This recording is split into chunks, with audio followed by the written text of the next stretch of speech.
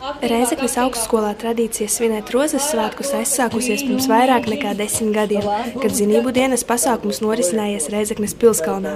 Vēl līdz šodienai 1. septembrī studenti pulcējas vienkopus un pirmkursniekiem uzdod pildīt dažādus uzdevumus. Labākie no pirmkursniekiem tiek nominēti par rozi un bruņinieku.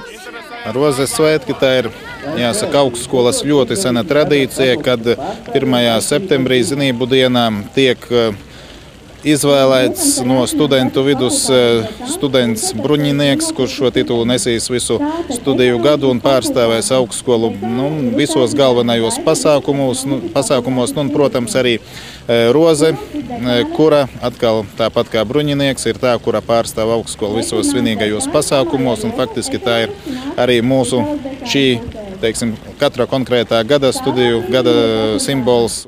Šogad rozes un bruņinieka titulu ieguva Elza no Kārsavas un Normunds no Lenģiem. Viņi abi ir 1. kursa studenti. Elza šogad sāks studēt ekonomikas fakultātē mārketingu, bet Normunds ir topošais mājturības un biznesa pamatu skolotājs. Izņemot mācības, viņiem būs jāuzņemas arī papildus atbildība, jo viņi šogad tiks uzskatīti par augstskolas simbolu. Forši ļoti tiešām. Es pat negaidīju. Es pat negribēju sākumā piedalīties, mani pierunāja. Man bija divējādas domas. Man pērnu draugs bija bruņinieks Egils Mikašāns, tāpēc es gribēju sekot viņa pēdām.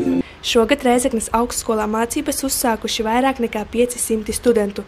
Jaunieši mācīties Rēzeknes augstskolā nolēmuši dažādu iemeslu dēļ, tomēr lielā mērā izvēli iespaido tas, ka augstskola ir tuvāk mājām. Tuvāk arī mājām un izdevīgāk. Draugi visi, dažādas iespējas, dejot kolektīvā, dziedāt korī. Kādu tu studiju programmu izvēlējies? Es esmu pedagogs, sākuma skolas skolotāja topošā. Tāpēc tā atrodas Rēzeknē, piesaista šī vieta, patīk. Studenti šogad izvēlējušies studēt dažādās fakultātēs, tomēr populārākā ir inženierzinātņu. Šogad inženieri ir varbūt līderpozīcijās, bet te arī būtu jāsaka, ka inženieru fakultāte ir tieši tā, kur studentu skaits nepārtraukti no gada uz gadu arī pieaug.